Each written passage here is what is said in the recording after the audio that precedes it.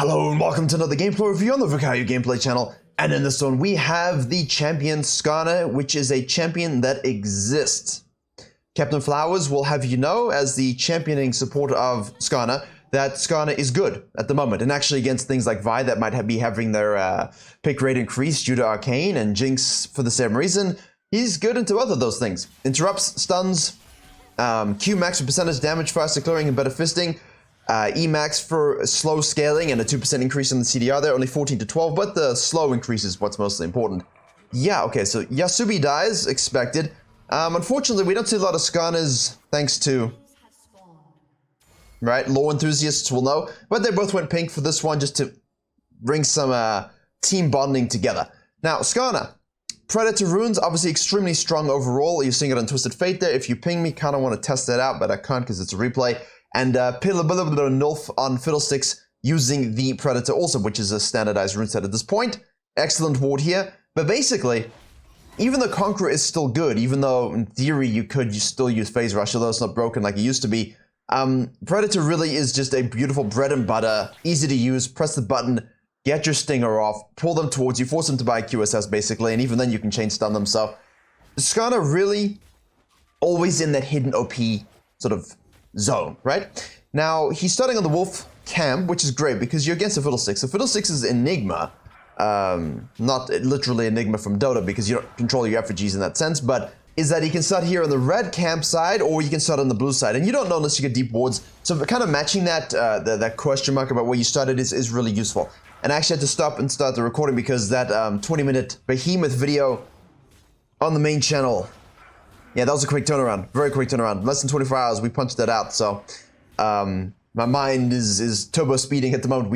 I just released that. I know because Darby helps me with some effects, and the thumbnail and Timo helps me with the footage. But overall, it's still I'm pulling it all together all the time. So either way, we're into a gameplay here. We're doing a blue side start. You can see, look, this is why I put him solo down on the tier list. I mean, you're looking at a 231 out of blue side.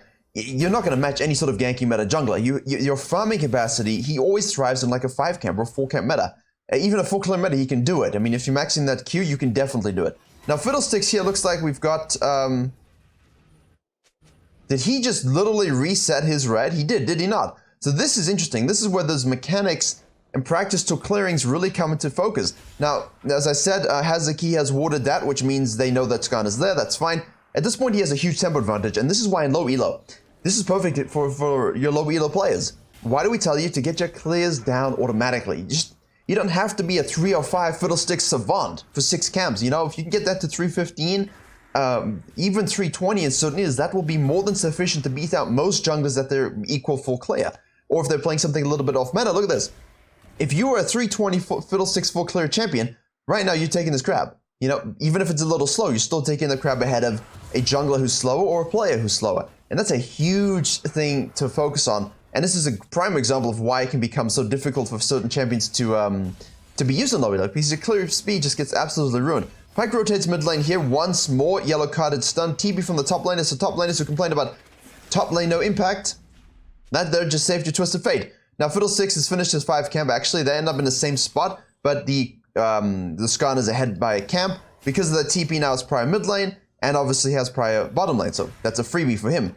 And if the Fiddlesticks had just cleared properly, he wouldn't have this issue. So it all comes full circle. Now, specifically for this video, this is a quicker game, but it's not a game where we're focusing on sort of like super ending lanes, or we're focusing on some kind of super niche thing that you're not really gonna see. What I'm focusing very heavily on is how can you be present, active, and strong when your laners are good. Now, a lot of you like to cry Titanic and permanently tell me that you're in a state of losing lanes, which is absolute bullshit anyway. But on the Patreon, I just released a D1 Master Tier coaching, where a guy was in his Master Promise and tilted all the way down to D2, and he did so purely because he had a really rough series. He lost 2-3 yesterday, and he went to D2 within the same day. And the thing is, his losing streak and his loss in the promos was on him. Another run by the top liner. Look at this. So how do you play around this as a jungle? Because now what happens here if the Fiddlesticks gets kills? Like I know a lot of you will be basically being saying to me, listen, the lanes were winning, I couldn't gank them, and the enemy jungler just got fed randomly. you know? And this Hecarim in his Master Promise, he had 3 winning lanes, a winning game state. And they lost the game entirely because he had no idea how to play around it. He had no idea how to actually further the lead of his team and deny the enemy jungler the ability to play the game. And that's the thing now. It's looking good, right? This is looking great. But how do you take this home? And a lot of junglers, most junglers don't know how to play around this game state because you just don't. Like, your purpose is almost gone. Okay, all the lanes are winning. Now what? Prevent the enemy jungler from impeding that progress, from being able to do literally anything. So, step 1. When your laners are roaming and helping each other out without you, when you're just farming and sequencing, hold the lane. Prevent tower plating going to the enemy laner. That is literally step 1, alright? If they are overpushed for any sort of reason, again, use this as Predator here just to get in, just to, again, hold the lane, push away from plates. It's not ideal, but it's something, right? It's all these little things that are most important, because if your lane is winning, they're more likely to push, and the enemy jungle is more likely to get fed. And if you're not doing anything to prevent that, or to secure objectives using their prior, or to hold waves while they roam, you're not going to end up having a lead, right? So, SKARNER, basically now the prior is on 6, the Fiddlesticks is level 4 because of his rough early game. Perfect. Again, second thing, what the Hecarim didn't do, focused on his camps and didn't read and react to the map.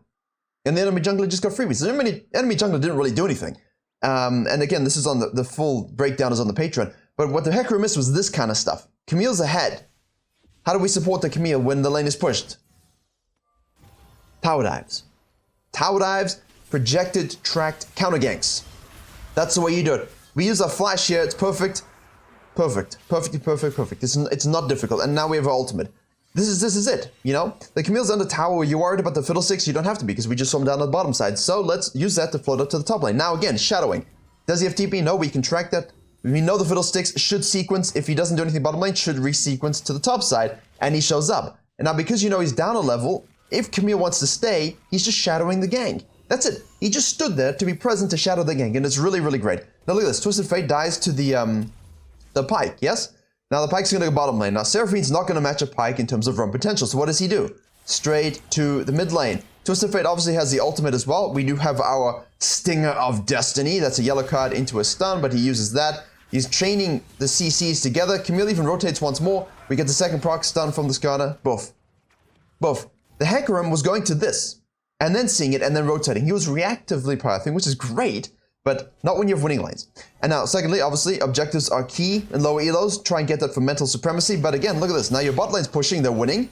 If you don't dive, if you don't cut off, if you don't track, if you don't ward deep, the Fiddlesticks is gonna gank. And the Fiddlesticks will get fed. Keep this pressure up. We see the Graves now moving to the mid lane. He is feeling out macroed. Katsuo's looking for team, but his team's also looking for him in this solo queue game. He's cutting the wave, they're pushing him away. Look at this. This is a good use of time. And no one really did anything Fiesta. Like, I mean, sure, your bronze teammates, your gold teammates, your diamond teammates might die to the tower, one of them. But there's no real danger in that. Yasuo is now pushing mid lane. Twisted Fate needs to be guided back to mid lane, because the river, as you see, can be a little bit of a question mark in this instance. He's just going to try and push blade, so let's go. All right, we do have Predator.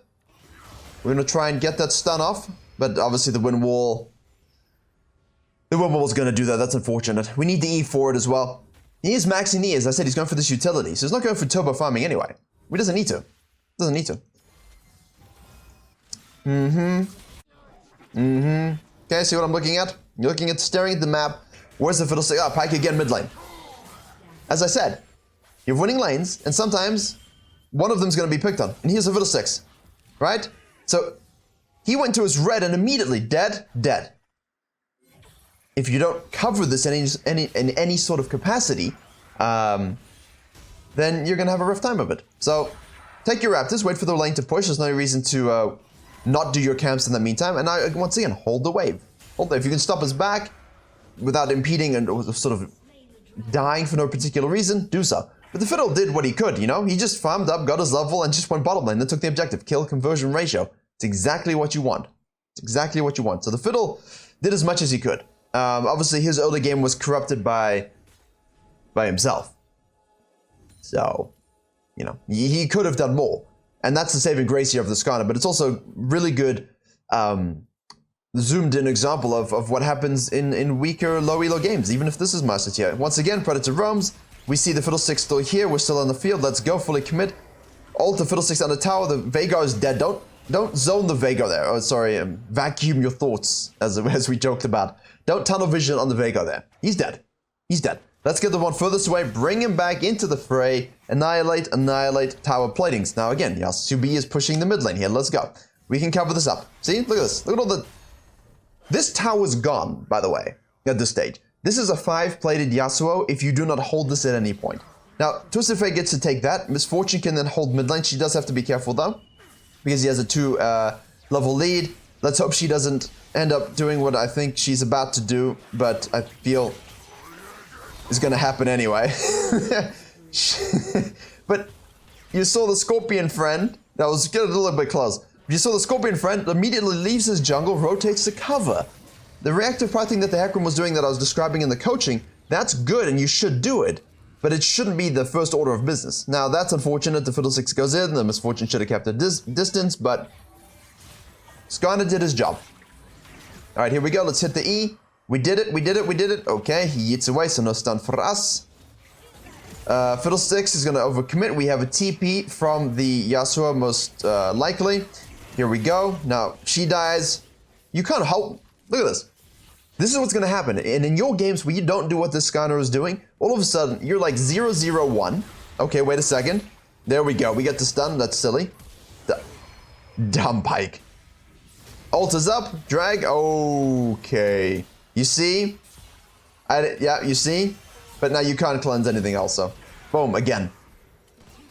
It forces people to do this. It's funny. He just invested all that gold just into that. Now, if he's against an AD comp, a heavy AD comp, that's rough. And unfortunately, he's against Twisted Fate, and obviously the QSS against Yellow Card is good anyway, right? So it's very effective item purchase for him early, but he still died.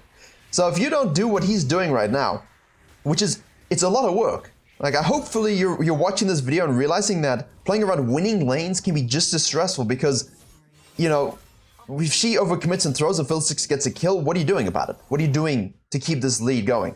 Fiddlesticks, was machst du? Okay, he's doing a little fear. The Pike's yeeting away, and now he's getting slowed. He gets chained ult. Oh, she hit both of them using SKARNER's very species essence. It's unfortunate.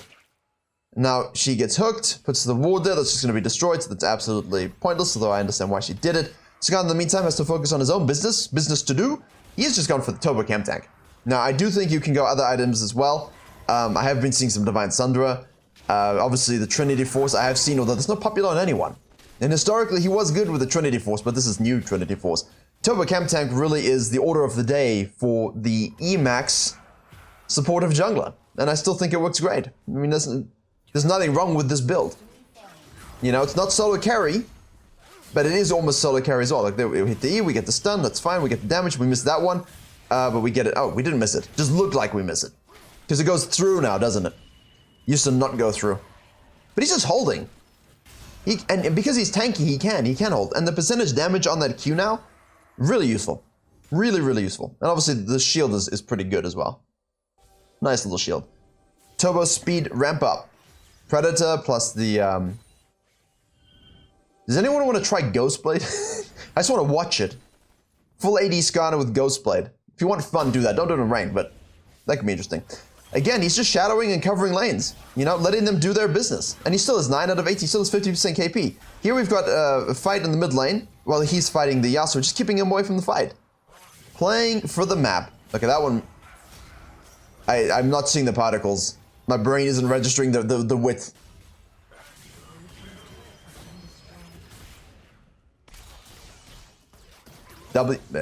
Good. He's just taking towers. He's trying to get what he can. And it's really an important skill. You know, 11 versus 12. I mean, Misfortune has most at 12 KP. And he is 11. You know, and she's bottom lane 2v2ing consistently. So this shows you, even though the lanes are winning, you're still required. And hopefully you can see how important it is as a jungler to maintain this lead. I mean, this lead was 3k at 10, right? It was 10 to 7 approximately. And now it's just over that, you know? So the lead, when it's like this early game, is huge. But you fast for 10 minutes, you fast for 20 minutes, and the lead is still this much. Relative to each other, it's nothing, you know? 73 and 70k gold is nothing. in terms of a lead. So the next objective is the Dragon. We didn't worry about a Herald this game. I think that's okay as well. If you have the lead and the lanes are safe and no one's really roaming, then yeah, go for this Herald, try and infuse plates to everyone. Yeah, that's definitely what we want to do. We do want control over the dragons, but in a case where you need to hold waves because they're pushing it a lot while your team roams a lot. There's a lot of roaming and fighting in this game. This is important. Very important skill set. We have speed activation. I love it. I love it. I mean, what's this now? This also gets refunded, doesn't it? A little bit. So, the additional damage plus the stun, 1.25 seconds. It's a lot. I mean, you can chain stun someone for 1.25 seconds and you have a suppression. It's huge. Alright, over pushing once more, trying to get towers. A little bit arrogant. Alright, the Cage of Destiny. Or at least for him. Prison of Sadness for anyone who opposes the Vega. Ah, that's kind of predictable. That's a little bit predictable. But this is what I'm saying. Suppression. Zoning on the right side. Let's go. 18 years. Nice by the pike. Predator activation though. There we go. E-stun. And a little bit of a swipe with the Q. Well done. And that's why it's important to have that lead. It's good. From here, I think Herald is good. Yeah, I think a Herald is good. Graves has been caught in the enemy's jungle. Hello, sir. Nice shield bow. Terrible item. Shouldn't be allowed on him. Banded on all melees. And Graves. What do you think? I think that's a solid thing to do. Okay, Herald here. Second Herald is important for closing games out, just as a general sort of point in that topic. A lot of people don't really know how to close games in these situations, and you kind of float with your lead and have a lot of fun, like you do this. But you have to remember, it's still a Vega, it's still a Graves. When he gets his items, it's still the Fiddlesticks. You gotta push this map forward. Like, this tower is still standing, because obviously we roamed a lot, so we gotta start pushing the map a little bit. So we clear our blue quadrant. How much gold do we have? 1,500. We do want Dead Man's. We can also go for Force of Nature. See? Again, though, we rotate. He came so quickly, I didn't even expect him to rotate. Get the stun, beautifully done. Get the stun, beautifully done. Dodge their hook, nice.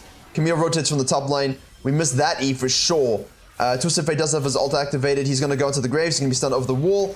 He gets rooted by Everfrost. We will have the E to hit, which we do. And we should be able to... Ooh. It's close. It's close. I'm looking at the cooldowns as we go. I don't inherently know them. Obviously, if you don't play champions, you don't really have the muscle memory of the time. There we go. That's what it was. I was waiting for this. I was waiting for the E flash stun combo. Take their stuff now. You could look to Herald here, but I feel like your team not being together, their team respawning, you don't really want to take an inhib with it. It's better to burst 2 towers, so you don't take an inhib too early. I think that's very important. Again though, like I'm clicking on the map and he just comes zooming in with Predator and Turbo Chem Tank. Ignite on the Yasuo, no. Look at the tanky zone though. I mean, you have a lot of gold in pocket now, so we don't want to overstay too much. Shield activation, stun activation, into charm activation, into suppression activation. Wow. I mean, he is not moving. Tilted.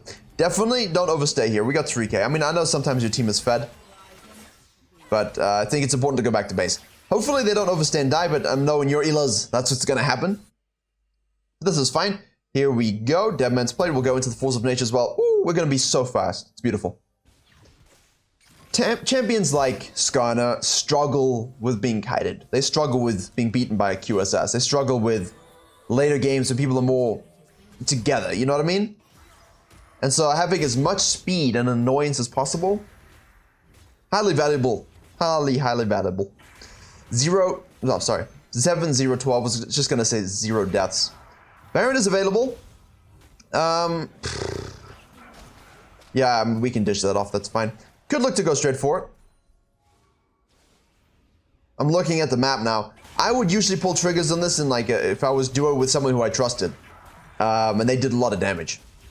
You just got the rapid fire cannon, yeah, you can do it. It's not super fast, but if the team joins you midway, it's fine. But if you can 2-stack this with whatever champions are playing, go for it. Pike, this is not where you want to go, buddy. Fiddlesticks is bottom side too. Camille's just like, okay, I'll zone. She just goes back in. I am Cho'Gath now, but he has a shield bow, and he's still Graves. Now she's silenced. We've taken the Baron. Over the wall he goes. He gets stunned into Veigar Pain. He gets, well, he does Predator as well. That flash is used, but I don't think you're going to be able to escape, my friend. There we go. Well done. Do we have an E?